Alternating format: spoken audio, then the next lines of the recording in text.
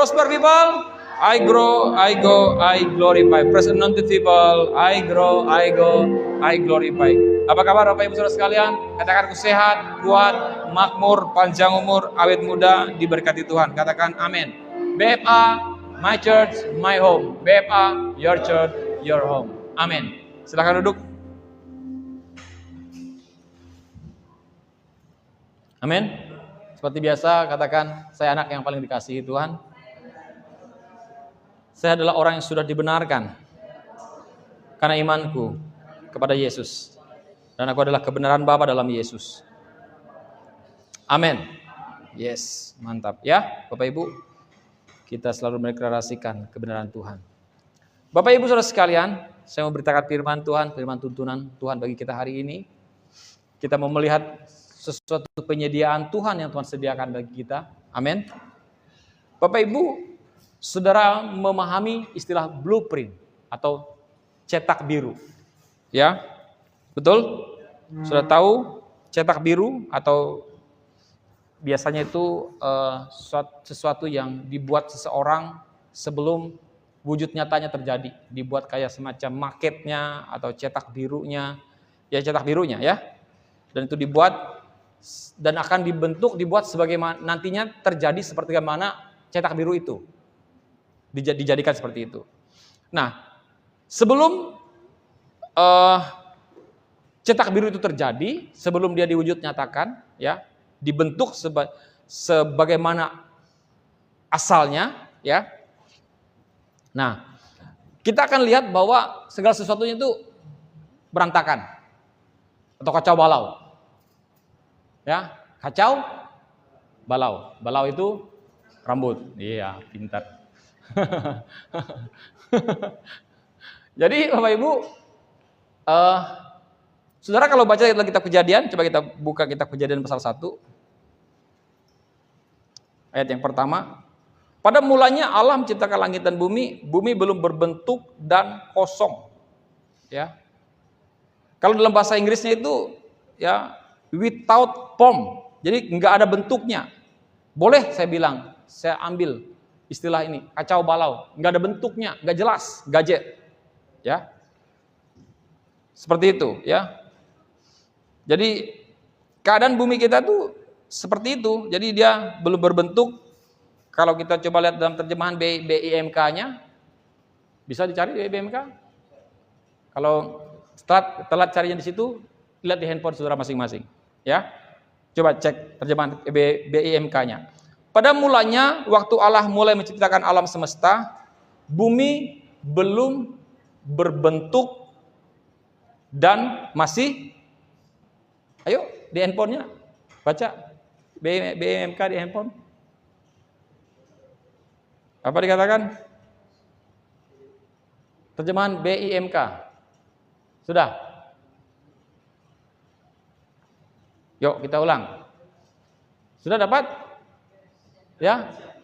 Sudah? Di handphone sudah dapat?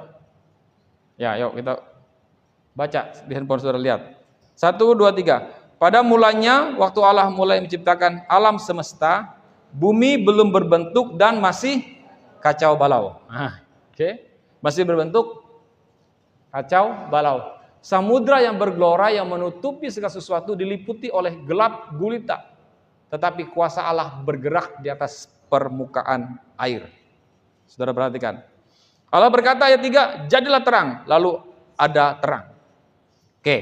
Nah, jadi saudara jangan berpikir karena dia kacau balau, ya, terus gelap gulita, saudara jangan berpikir bahwa itu nggak ada bentuk. Asalnya ada, bentuknya ada. Ya, bentuknya apa? Dalam blueprintnya Tuhan, dalam kerangka, dalam pikirannya Tuhan, Tuhan sudah membuat blueprintnya bagaimana bentuk bumi ini. Dia udah tahu bahwa dia akan bikin bumi ini bulat, ya kan? Dia akan taruh matahari di sana, bintang di sana, bulan di sana, ada planet, ada Pluto di sana, ada Neptunus, ada Uranus, ada Saturnus, dia taruh aja di tempat-tempat sebagaimana dia taruh, dan itu adalah blueprint Tuhan. Tapi sebelum itu nggak ada. Belumnya kacau balau, itu firman Tuhan katakan. Ya, samudra yang bergelora, yang menutupi segala sesuatu diliputi oleh gelap gulita. Nah, Jadi Bapak Ibu Saudara sekalian, firman Tuhan menjelaskan bahwa keadaan bumi ini kacau balau. Oke, amin? Betul? Nah, itu terjadi sebelum cetak birunya tadi, blueprintnya tadi diwujud nyatakan. Oke, nah sama dengan ketika kita membangun rumah. Oke, sebelum bangunan rumah itu terjadi, kan kacau balau, berantakan, semen di mana, cetok di mana, cangkul di mana, sekop di mana, pasir di mana, kan kacau balau kan? Nggak teratur, berserakan di mana-mana. Tetapi itu bukan sesuatu hal yang begitu terus-menerus sampai selama-lamanya di situ. Kalau sampai selama-lamanya di situ, Bapak Ibu Saudara sekalian, rumahnya nggak jadi-jadi. Betul? Nah, jadi kita lihat bahwa sepertinya kacau balau, seperti bahan bangunan yang berserakan di mana-mana, seperti alat bangunan yang berserakan di mana-mana. Dan ketika itu bangunannya belum selesai. Tapi setelah dia sudah selesai, maka sudah lihat keindahan terjadi. Blueprint tadi, cetak biru tadi tidak lagi menjadi cetak biru, tetapi menjadi wujud nyata daripada sebuah bangunan itu sendiri. Seperti gereja ini, ya kan? Ini sudah terwujud, sudah ada wujud nyatanya. Walaupun belum sempurna seperti blueprintnya, seperti cetak birunya yang kita harapkan, inginkan. Tetapi saudara lihat bahwa itu ada suatu proses di mana semuanya itu dibangun. Diproses, dibangun sampai menjadi suatu bangunan yang seutuhnya. Ingat minggu yang lalu kalau nggak salah ya saya bagikan, bukan minggu yang lalu, beberapa minggu yang lalu, ketika saya membagikan firman Tuhan tentang mintalah hal yang besar, bahwa Bapak dikatakan dalam ayat firman Tuhan, bahwa aku akan kembali kepada Bapa, aku akan menyediakan tempat bagimu, aku akan datang kembali untuk membawa kita untuk datang kepada Bapa, dan aku menyediakan tempat. Saudara ingat waktu itu saya bagikan bahwa tukang yang membuat rumah, saya anggap pakai bahasa tukang, ya, bukan main-main. Yang bikinnya rumah saudara dan saya yang bikinnya itu siapa? Tuhan Yesus. Dia yang membangunnya, dia yang menyediakan tempat, dia yang bikin. Sehebat-hebatnya tukang, sehebat-hebatnya arsitektur, teknik arsitektur atau siapapun sarjana arsitek di muka bumi ini tidak akan bisa mengalahkan ketika Tuhan yang membuatnya. Tidak akan bisa mengalahkan Tuhan. Artinya apa? Apa yang Tuhan bangun sediakan bagi saudara dan saya di surga sana, sesuatu yang begitu indah, ya, amazing, ya, luar biasa, mengagumkan, menakjubkan bagi kita ketika kita akan ke sana nanti dan kita akan melihat bagaimana Tuhan menyediakan tempat bagi saudara dan saya. Nah, namun hari ini saya mau ajak saudara untuk melihat bahwa Tuhan telah menjadikan sesuatu yang tadinya tidak ada, kacau balau, menjadi sempurna dengan suatu bangunan yang ada sekarang ini, ya, yaitu kehidupan alam semesta dunia yang ada sekarang ini. Nah, Bapak Ibu Saudara sekalian, firman Tuhan mengatakan, coba kita cari firman Tuhan. Tubuhmu adalah bait Allah. 1 Korintus pasal 6, coba.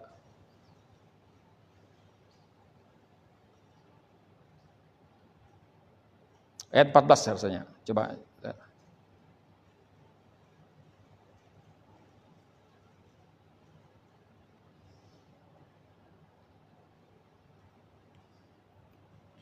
Sudah dapat? 1 Korintus 6 ayat 19, coba. 1 Korintus 6 ayat 19.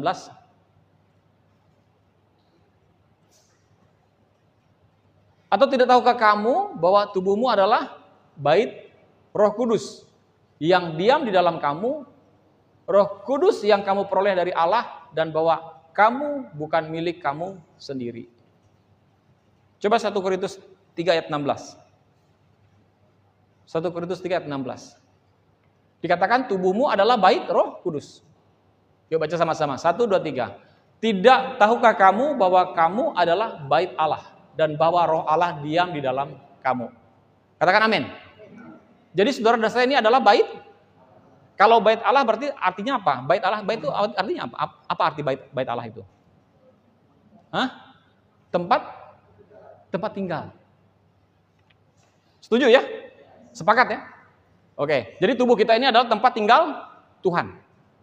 Tempat tinggal Allah. Siapa yang tinggal dalam tubuh kita? Roh Kudus.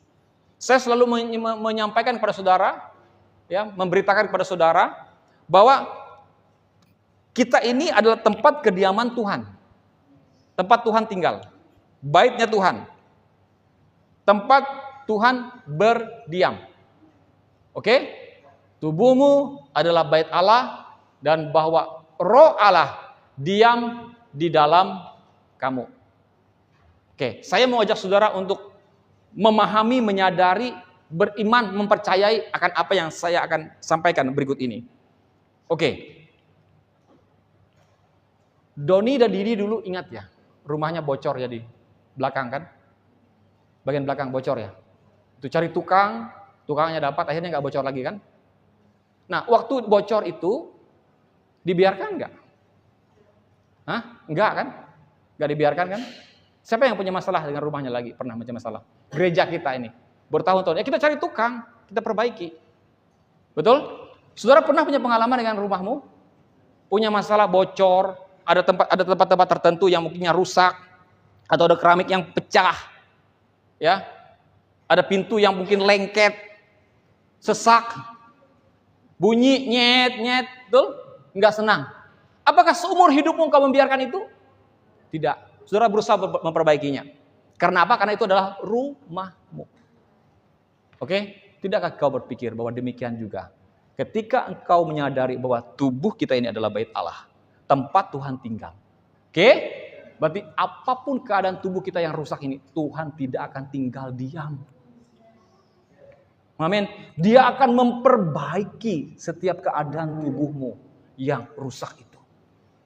Apa keadaan tubuhmu yang rusak? Mungkin sakit penyakit ada dalam tubuhmu. Mungkin keadaan kegalauan, kegundah gulana, kegelisahan, ketidaknyamanan jiwamu. Karena seluruh bagian tubuh itu adalah ada roh, jiwa, dan tubuh. Seluruh bagian ini menjadi satu bagian di mana Tuhan mengatakan kamu dalam aku dalam kamu. Kita menjadi satu. Jadi seluruh bagian tubuh kita ini adalah tempat tinggal Tuhan. Jadi kalau ada sesuatu yang tidak pas pada posisinya, keadaannya, Tuhan tidak akan tinggal diam. Karena tubuh kita tempat tinggal Tuhan. Tubuh saudara tempat tinggal Tuhan, dan dia tidak akan berdiam diri. Dia tidak akan membiarkan itu selama-lamanya sampai rusak, sampai hancur. Tidak, dia akan bekerja, dia akan melakukan sesuatu, menyembuhkan engkau, menyelesaikan semua problem pergumulan dalam kehidupanmu. Katakan amin. Amin, percaya itu. Makanya saya katakan, saya mau mengajak saudara untuk menyadari ini, membuat satu pengertian dalam diri saudara. Ya, bahwa Tuhan tidak akan tinggal diam ketika ada yang rusak di dalam tubuhmu. Amin. Dan Tuhan akan segera memperbaikinya. Ya. Sebagaimana kita ketika ada yang rusak dengan rumah kita, maka kita segera memperbaikinya, begitu juga Tuhan. Kalau ada yang rusak dengan rumahnya, baitnya, yaitu saudara dan saya, maka Tuhan akan segera memperbaikinya. Katakan amin. Amin. Nah, kita mau lihat bagaimana cara Tuhan bekerja di dalam setiap perjalanan kehidupan kita. Kita mau lihat dalam Mazmur 119 ayat 105. Mazmur 119 ayat 105. Dia akan berjalan step by step. Bagaimana dia menyediakan, bagaimana dia memperbaiki, bagaimana dia mengatur, bagaimana dia tidak kerjakan sesuatu yang secara menyeluruh, walaupun nantinya akan menyeluruh. Tetapi kita mau belajar dari firman Tuhan ini, dari beberapa cerita kejadian di mana Tuhan bekerja step by step. Yuk kita baca sama-sama. 1, 2, 3. Firman-Mu itu pelita bagi kakiku dan terang bagi jalanku. Katakan amin. Firman itu pelita bagi kakiku dan terang bagi jalanku. Saudara lihat di situ ada dua bagian, ya, pelita bagi kaki dan terang bagi jalan. Oke, nah, saudara harus menyadari, memahami bahwa ketika dia mengatakan pelita itu tidak berbicara tentang sesuatu lampu atau sesuatu penerangan yang menerangi secara menyeluruh, tetapi itu menerangi sebagaimana perjalanan kita ketika kita berada dalam gelap. Dia akan menerangi setiap langkah demi langkah kita. Pelita bagi kaki. Dikatakan apa? Pelita bagi kaki kan? Bukan bagi jalan, bukan? ya, tapi bagi kaki dan terang bagi jalanmu dan dia menerangi setiap perjalananmu. Nah, artinya begini. Begitulah cara Tuhan memimpin kita. Itulah cara Tuhan memimpin setiap perjalanan kita. Dia tidak memimpin kita dengan menunjukkan semua peristiwa yang akan terjadi, tetapi sebaliknya. Dia, Tuhan, akan menuntun kita selangkah demi selangkah. Seperti dia berbicara kepada Abraham. Abraham, pergi ke suatu negeri yang kujanjikan kepadamu. Masih nggak jelas. Seperti yang pernah saya katakan, Tuhan tidak kasih tahu titik koordinatnya di mana. Pokoknya pergi saja. Ya kan? Tetapi disitulah ketika Tuhan berbicara pada Abraham itu keluar dari negerimu, dari tanah kelahiranmu, dari Ur Kasdim. Ketika Abraham keluar pergi sampai pada janji Tuhan katakan, ini dia negeri itu, yaitu tanah apa? Tanah perjanjian, yaitu Israel, Kanaan. Oke? Jadi Abraham lebih dulu memasuki tanah perjanjian itu. Tapi dengan jumlah yang sedikit. Kemudian berikutnya, ratusan tahun berikutnya, baru seluruh bangsa Israel keluar dari Mesir untuk memasuki negeri yang sudah Abraham pijak kakinya di sana. Bersama dengan anak-anaknya. Yaitu Ishak ada di sana. Yakub juga ada di sana. Oke? Nah, jadi sekali lagi saya katakan, Tuhan tidak memimpin kita dengan menunjukkan semua peristiwa yang akan terjadi. Tetapi dia akan menuntun kita selangkah demi selangkah. Dan kita akan melihat, oh itu maksud Tuhan. Oh itu maksud Tuhan. Oh itu maksud Tuhan. Ya? Karena apa? Karena Tuhan suka membuat kita untuk belajar sesuatu. Karena begitulah caranya untuk seseorang menjadi dewasa. Kayak kita kan punya ilmu pengetahuan kan tidak tiba-tiba langsung pintar tahu semuanya kan. Pasti belajar, ada step by step, tahap demi tahap. Kita tahu oh begini caranya, oh begini caranya, oh begini caranya. Ya. Walaupun awal-awal ketika itu terjadi, awal-awalnya kita kayak orang nggak tahu, kayak orang blow on, kayak orang apa ya? Ya gaptek aja, kayak orang nggak tahu. Saya ingat sekali pertama kali waktu saya ke Semarang apa Surabaya? Surabaya. Di zaman saya, ya, alat hand dryer ya, yang untuk mengeringkan tangan itu sangat langka. Tahun 95-96. Oke? Saya waktu itu diajak teman, saya nggak tahu, saya lupa perjalanan saya ngapain waktu itu ke Surabaya. KKR ya? Oh KKR kalau nggak salah. Semarang kali ya? Di Surabaya ya. Ya pokoknya gitulah, saya lupa Semarang atau Surabaya. Kami makan di KFC, Kentucky Fried Chicken. Dan saya lihat itu barang, saya lihat teman saya habis cuci tangan, taruh tangannya di alat itu. Wah, ini barang baru nih. Ya kan? Bunyi, terus itu untuk apa? Ngapain gitu kan? Bayang kali, itu pertama kali saya lihat. Di zaman saya kuliah itu, ya kan? Sekarang saudara sudah lihat di mana-mana kan? Tapi itu sangat-sangat sesuatu yang sangat membagongkan buat saya. Membingungkan. Terus saya pikir, gimana caranya? Ada pencet apa atau bagaimana? Pokoknya kata mereka, pencet yang ini, ada alat pencetnya. Sekarang kan nggak usah pencet-pencet, tinggal taruh tangan aja kan, bunyi kan? Tinggal dia panas, ada panasnya hangat dan mengeringkan tangan kita. Kalau itu waktu itu ada yang dipencet tag gitu, pencet taruh tangan lalu seperti itu. Ya, dan itu suatu perjalanan step by step yang saya jalani. Sesuatu hal yang tadi kidu, ya kan? Ya bisa gitu kan? Jadi tahu oh gini caranya. Jadi seseorang tuh menjadi tidak kidu itu Bapak Ibu dimulai daripada kidu juga. Seseorang itu menjadi tahu semuanya itu dimulai daripada perjalanan yang tidak tahu awalnya, tidak tiba-tiba tahu. Ya betul nggak? Tidak tiba-tiba bahwa ada tempat di bandara seperti itu, bukan tempat kayak semacam satu tempat pintu masuk gitu dekat ekstra itu tidak tiba-tiba tahu bahwa itu adalah tempat troli, ya kan? Kalau tidak mengalaminya, iya kan? Betul nggak? Tidak tahu kalau itu adalah tempat troli, kalau tidak mengalami troli dimasukkan, tiba-tiba ujung-ujung juga masuk bersama mengikuti troli gitu kan? Nah, saudara mengerti maksud saya ya? Kan ada tempat troli gitu kan? Bawi kamu jangan ketawa. Nanti kalau kamu ngalami juga bisa kamu kejadian yang lain lagi kan. Oke, mengerti maksud saya? Tidak tiba-tiba tahu. Dari pengalaman itu menjadi tahu, oh kalau kamu tegi cekute, berarti itu lekat troli. Nah, nggak diulang lagi yang kedua kalinya. Di situ tempat manusia yang lewat, di sini tempat troli lewat, di sini tempat manusia lewat. Nah. Iya kan? Seperti itu. Nggak kayak teman juga tiba-tiba bunyi, bingung, ya kan? Apa semua udah keluarin, sampai sisir juga dikeluarin, bunyi semuanya. Ternyata kepala pendingnya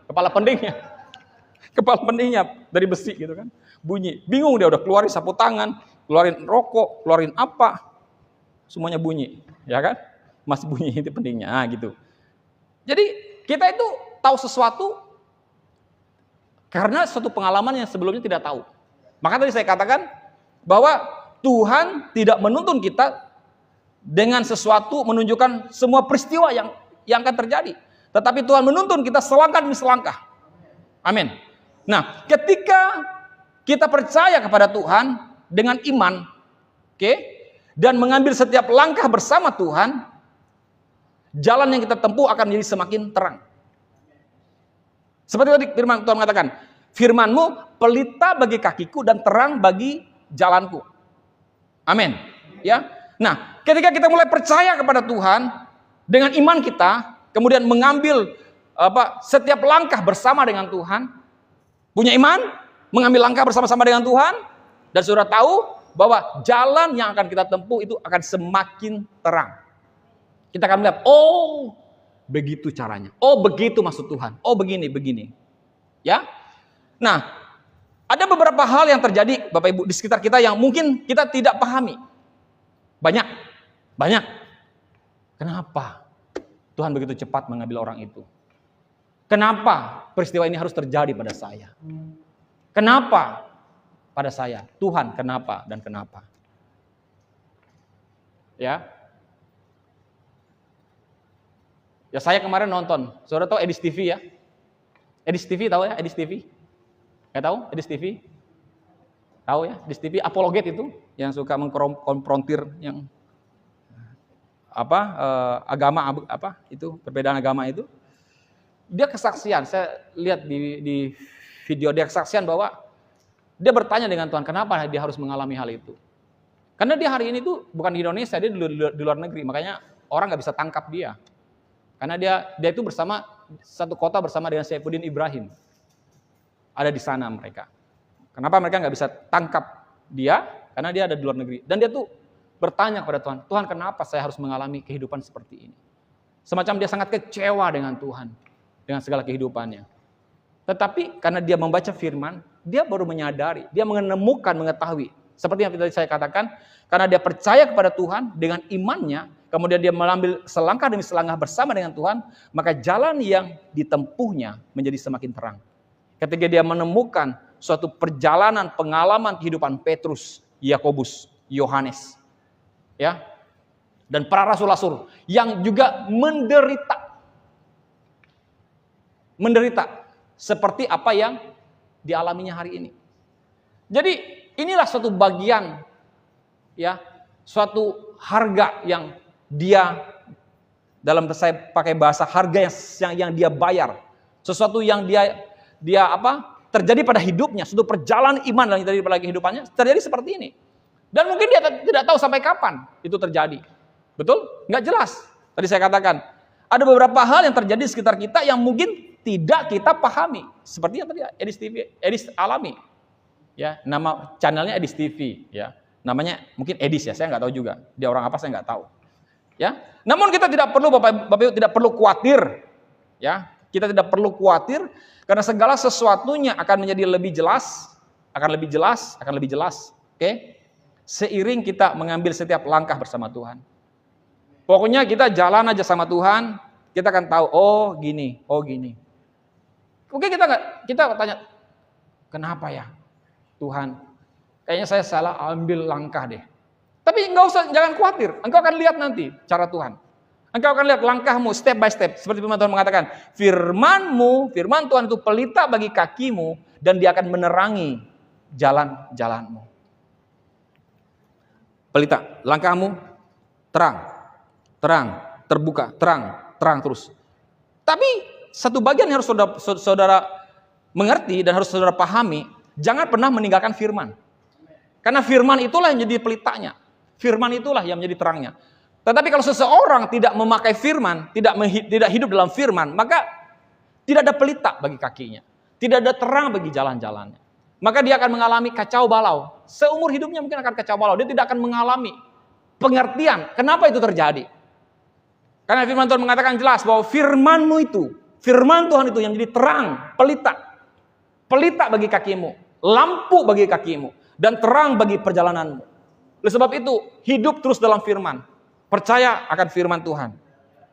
Hidup di dalam firman itu. Karena dia akan terus menerangi jalan demi jalanmu. Langkah demi langkahmu. Amin. Saya katakan tadi bahwa tidak perlu khawatir karena segala sesuatunya akan menjadi lebih jelas seiring kita mengambil setiap langkah kita bersama dengan Tuhan. Meskipun mungkin ada beberapa persediaan yang belum kita miliki saat ini. Mungkin saudara menunggu suatu janji atau penyediaan Tuhan saat ini. Kita tidak perlu khawatir karena persediaan itu pasti datang. Amin. Kita mau lihat cerita dalam Yosua pasal 3. Kita hanya belajar saja cara Tuhan untuk Yosua pasal 3 ayat yang ke-1. Kita hanya belajar bagaimana cara Tuhan untuk menunjukkan penyediaannya, berkatnya bagi mereka, jalan keluar bagi mereka bangsa Israel. Amin. Yosua bangun pagi-pagi, lalu ia dan semua orang Israel berangkat dari Sitim. Dan sampailah mereka ke sungai Yordan. Maka bermalamlah mereka di sana sebelum menyeberang. Ya. Ayat 1 sampai ayat yang ke-17. Ya. Pokoknya ikut saja ya. Setelah lewat 3 hari, para pengatur pasukan menjalani seluruh perkemahan. Oke. Ini pengalaman tentang Yosua yang menyeberangi sungai Yordan. Jadi 2 kali bangsa Israel menyeberangi air. Yang pertama laut, yang kedua sungai. Oke. Nah, mereka saat ini sampai ke sungai Yordan, bermalam di tepi sungai itu sebelum menyeberang. Ayat yang ketiga. Ayat yang kedua. Setelah lewat 3 hari, para pengatur pasukan menjalani seluruh perkemahan dan memberi perintah kepada bangsa itu, katanya, segera sesudah kamu melihat tabut perjanjian Tuhan Allahmu yang diangkat para imam yang memang suku Lewi, maka kamu harus juga berangkat dari tempatmu dan mengikutinya. Jadi Tuhan katakan, kalau kalian lihat itu tabut diangkat, mau jalan kalian harus juga berdiri, pergi ikuti itu. Oke. Hanya dikatakan antara kamu dan tabut itu harus ada jarak kira-kira 2000 hasta panjangnya. Berapa 2000 hasta itu panjang? Kira-kira berapa? 900 meter. Oke. Di dalam terjemahan FIH menjelaskan itu. Dikatakan 2000 hasta itu kira-kira 900 meter atau jarak 1 kilometer. Ya, kurang lebih lah 1 kilometer. Kalau terjemahan BMK 1 kilometer.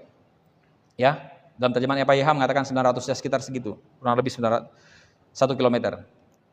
Dikatakan janganlah mendekatinya. Oke?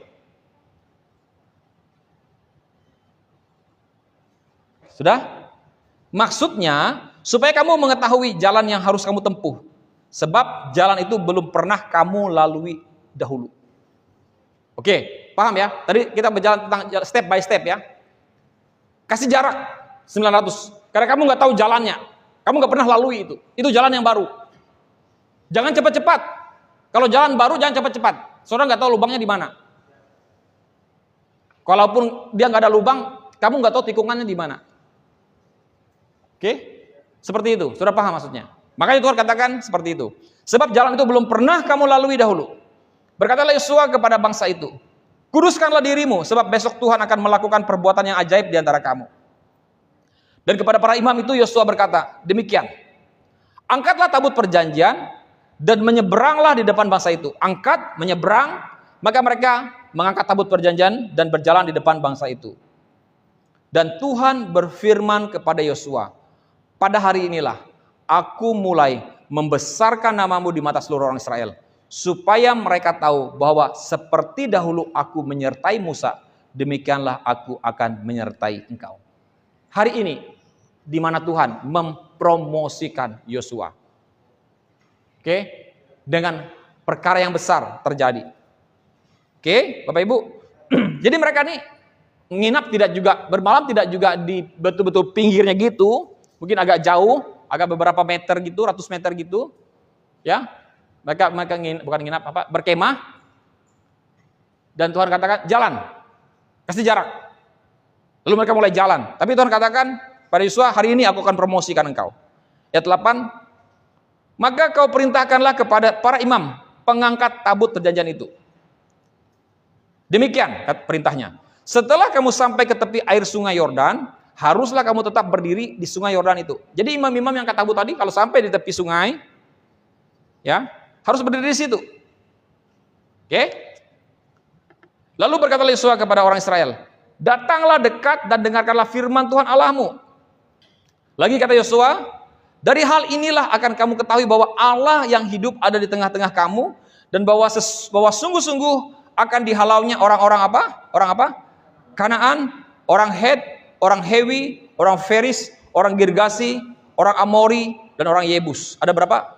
7 orang suku bangsa yang ada hidup di sepanjang tanah Kanaan itu, dari depan kamu. 11. Sesungguhnya tabut perjanjian Tuhan semesta bumi, tabut perjanjian semesta bumi, semesta alam, berjalan menyeberang di depan kamu masuk ke sungai Yordan. Maka sekarang pilihlah 12 orang dari suku-suku Israel, seorang dari tiap-tiap suku. Oke? Segera sesudah kaki para imam pengangkat tabut Tuhan, ya, Tuhan semesta bumi berhenti di dalam air sungai Yordan, maka air sungai Yordan itu akan terputus. Ya. Saudara, saya kasih gambaran. Mereka bawa tabut para imam, suruh berdiri di tepi. Nah, ketika mereka mulai melangkahkan kaki, di ayat yang ke-13, segera sesudah para imam tadi, ya, sesudah kaki para imam pengangkat tabut Tuhan, Tuhan semesta bumi berhenti di dalam air sungai Yordan, dia berhenti di pinggir seperti itu, ya, sudah masuk air ini maksudnya, kaki sudah masuk air, tapi masih di dalam sisi pijakan yang masih bisa berpijak. Apa yang terjadi? Maka air sungai Yordan itu akan terputus. Air dari hulu akan berhenti mengalir menjadi bendungan. Jadi saudara, misalnya ini air mengalir, ini hulu ya. Ini hulu, sini hilir. Biasanya sungai itu, Bapak Ibu, apa bahasanya itu? Bentuk topografinya ya. Topografinya, kecenderungannya itu adalah hulu itu tinggi, hilir itu rendah. Makanya sungai di bagian hulu yang tinggi itu tidak akan terjadi pasang surut. Tapi bagian yang rendah akan terjadi pasang surut. Karena nggak mungkin yang dari laut itu masuk sampai ke atas sana naik. Capek mereka, nggak sanggup. Hanya ikan salmon yang bisa ya, naik. Jadi mereka sampai pada dataran di mana landai saja, maka air pasang masuk, nanti keluar lagi. Maka tempat tipur kan pasang surut kan, Pur? Pasang surut kan sama kita. Saya juga di Kapuas pasang surut. Tiba-tiba nanti ada air asin nanti masuk, air laut masuk ke dalam sungai. Jadi air payau. Ya. Nah, kemudian sungai yang dari hulu itu akan berhenti katanya, berhenti mengalir. Stop, jadi bendungan. Jadi yang dari sana stop, dia membendung gini. Jadi yang di sini ini dia akan habis mengalir, habis. Beda dengan Laut Teberau. Kalau Laut Teberau itu terbelah. Jadi kiri kanannya tembok air. Kiri kanannya tembok air. Tetapi kalau Sungai Yordan hanya sebelah bagian yang di hulunya ini yang menjadi tembok air. Sebelah kanannya habis. Airnya akan mengalir ke laut sana. Ya. Ayat yang 14. Ayat yang 13 tadi, air yang turun dari hulu akan berhenti mengalir menjadi bendungan. Ayat 14, ketika bangsa itu berangkat dari tempat perkemahan mereka untuk menyeberangi sungai Yordan, para imam pengangkat tabut perjanjian itu berjalan di depan bangsa itu. Nah, setelah dia berhenti, mereka mulai jalan, tek. Ya, segera sesudah para pengangkat tabut itu sampai ke sungai Yordan, dan para imam pengangkat tabut itu mencelupkan kakinya ke dalam air, tapi sungai Yordan itu sebak sampai meluap sepanjang tepinya selama musim menuai. Itu kejadiannya Bapak Ibu, lama proses kejadian itu. Sampai coba saudara bayangkan air menjadi bendungan, kira-kira airnya masuk ke daratan nggak? Masuk ke daratan. Maka dia katakan sebak. Sungai Yordan itu sebak sampai meluap sepanjang tepinya selama musim menuai. Jadi dia akan membasahi, mengaliri tanah-tanah yang ada di sepanjang kiri kanan sungai itu. Oke. Maka berhentilah air itu mengalir. Air yang turun dari hulu melonjak menjadi bendungan jauh sekali di dekat Adam, kota yang terletak di sebelah Sartan. Sedang air yang turun ke laut Araba itu, yakni laut asin, terputus sama sekali. Lalu menyeberanglah bangsa itu di tentangan Jericho. Ketika para imam pengangkat tabut perjanjian Tuhan itu tetap berdiri di tanah yang kering, di tengah-tengah sungai Yordan. Jadi imam tadi yang perjanjian tadi, mereka berdiri di tanah yang kering di tengah sungai Yordan. Sedang seluruh bangsa Israel menyeberang di tanah yang kering sampai seluruh bangsa itu selesai menyeberangi sungai Yordan. Amin. Amin Bapak Ibu. Jadi perhatikan, cerita dalam Yosua 3 ayat 11 sampai 16 ini yang kita lihat dari ayat 11 tadi yang bicara tentang bagaimana mereka mulai melangkah step by step kaki mereka. Ini menceritakan ya, pada saat Tuhan memerintahkan mereka untuk masuk ke dalam air, ya, sungai Yordan itu pun sedang meluap. Namun perhatikan, Tuhan tidak ketika mereka masuk air, sungai itu meluap, ya. Namun perhatikan, Tuhan tidak menghentikan air atau membelah air sampai telapak kaki para imam masuk ke dalam air. Maksudnya, Tuhan tidak menghentikan air atau membelah air itu sebelum kaki mereka melangkah. Itu maksudnya. Oke?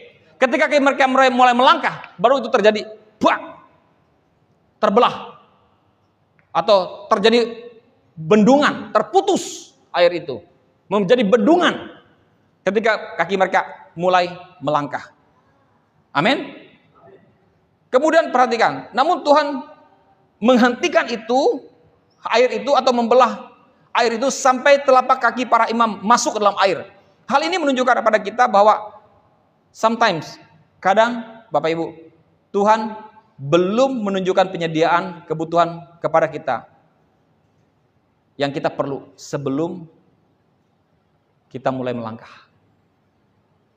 Amin. Halo? Penyediaannya terjadi ketika mereka mulai melangkah.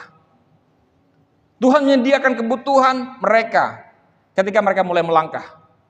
Sama, Tuhan menyediakan kebutuhan kita ketika kita berhadapan langsung dengan rintangan itu dan kita mulai melangkah. Ada rintangan nih, melangkah saja. Jangan takut. Kadang kita mulai, aduh gimana nanti, aduh. Oke, melangkah, jangan takut. Kalau ada saudara menghadapi sakit penyakit, kalau kata dokter lakukan begini, melangkah. Saudara akan Tuhan akan tunjukkan kuasanya. Melangkah, lakukan, jalani. Tuhan akan tunjukkan. Seperti yang kami alami, kata dokter pasang kateter. Oke, saya jalan, ikut pasang kateter, masuk. Kateter untuk jantung. Saya melangkah, ternyata apa yang terjadi? Enggak ada penyumbatan. Ibu sasal, oke, kemo, melangkah saja. Ternyata terjadi apa? Sembuh. Enggak ada lagi sel kanker. Sampai hari ini, walaupun dampaknya orang tanya, ibu berapa lama lagi mau pensiun katanya kan? Hasil daripada kemoterapi. Karena rambutnya putih kan, jadi ditanya orang, Mina, kita deh pensiun. Makanya aku bilang, setiap kali orang tanya begitu, kamu harus ketawa, hahaha, gitu, ngakak gitu. Pasti kau mengira aku tambi-tambi, lo, gitu kan, dijek aja. Masih tabela ya aku tuh, nah langsung kamu kesaksian cerita, aku bilang, aku tuh kanker bikin, langsung penginjilan, keren kan, langsung lahir baru bertobat orang, begitu maksud saya, ya kan, karena kayak obat kemo makanya rambutnya jadi putih semua, ya kan, betul nggak Bapak Ibu? Amin. Melangkah. Dia menyediakan kebutuhan kita ketika kita berhadapan langsung dengan rintangan kita. Ingat baik-baik bahwa Tuhan tidak menunjukkan mujizat kepada kita sebelum kita benar-benar masuk ke dalamnya. Masuk ke dalam. Ya. Petrus tidak akan berjalan di atas air sebelum dia melangkahkan kakinya keluar dari perahu itu untuk menapakkan kakinya. Waktu dia masukkan ke air, dia rasa kok kakinya nggak nyemplung masuk ke dalam, kok airnya kayak papan gitu. Paham ya maksudnya ya? Kok kayak daratan gitu, dia injak seperti itu. Ini saya mau ajak saudara bagaimana Tuhan membuat penyediaan dalam kehidupan kita. Amin. Jadi begitu cara Tuhan menyediakan Bapak Ibu, ya. Tuhan akan menunjukkan mujizatnya kepada kita sewaktu kita mulai melangkah, step by step. Tuhan maksud saya ingin kita bergantung kepadanya sepanjang waktu dalam situasi apapun. Bergantung, obey, taat kepada Tuhan setiap waktu. Katakan amin. Amin. Kalau kita juga belajar bagaimana Tuhan menyediakan kepada siapa namanya? Kepada Simson. Ya, coba kita buka dalam Hakim-Hakim 15. Hakim-Hakim 15 ayat yang ke-14. Setelah ia sampai ke Lehi dan orang-orang Filistin mendatangi dia dengan bersorak-sorak. Setelah Simson sampai ke Lehi, orang Filistin datang kepada Simson. Maka berkuasalah roh Tuhan atas Simson dan tali-tali pada tangannya menjadi seperti batang rami yang telah habis dimakan api dan segala pengikatnya hancur, tanggal dari tangannya. Kemudian dia menemui sebuah tulang rahang keledai yang masih baru. Diulurkannya tangannya, dipungutnya tulang rahang itu dan dipukulnya mati 1000 orang dengan tulang itu. Enggak masuk akal. Dengan tulang rahang keledai, ya. Dia pukul 1000 orang mati. Berkatalah Simson, dengan rahang keledai, bangsa keledai itu kuhajar. Dengan rahang keledai 1000 orang kupukul. Wah. Amin. Saudara lihat bahwa kuasa Tuhan dinyatakan dalam kelemahan Simson. Amin. Kuasa Tuhan juga dinyatakan dalam kelemahan kita. Firman Tuhan juga mengatakan, Paulus mengatakan, justru dalam kelemahanku lah kuasa Allah menjadi sempurna. Amin. Jadi ketika engkau lemah, jangan khawatir. Justru disitulah engkau akan melihat Tuhan tuh bekerja. Kalau saudara merasa bahwa kita terus kuat, Tuhan gak akan bisa kerja. Karena dia mau bekerja kepada anak-anaknya yang betul-betul melihat bahwa kita bergantung kepadanya. Ya, Tuhan, aku butuh engkau. Amin. Saudara perhatikan, meskipun Simson saat itu tidak memiliki fisik yang luar biasa, yang kuat, dia mampu mengalahkan pasukan besar 1000 orang Filistin hanya dengan rahang keledai. Ketika Tuhan turun tangan di dalam diri Simson, atas dirinya, turun tangan atas diri Simson dengan kuasa Tuhan yang besar. Tuhan Yesus memberkati. Amin. Mari kita bangkit berdiri. Engkau diberkati dengan firman Tuhan. Amin. Yes. Kita melihat penyediaan Tuhan. Tuhan sediakan segala sesuatunya bagi kita. Amin. Haleluya.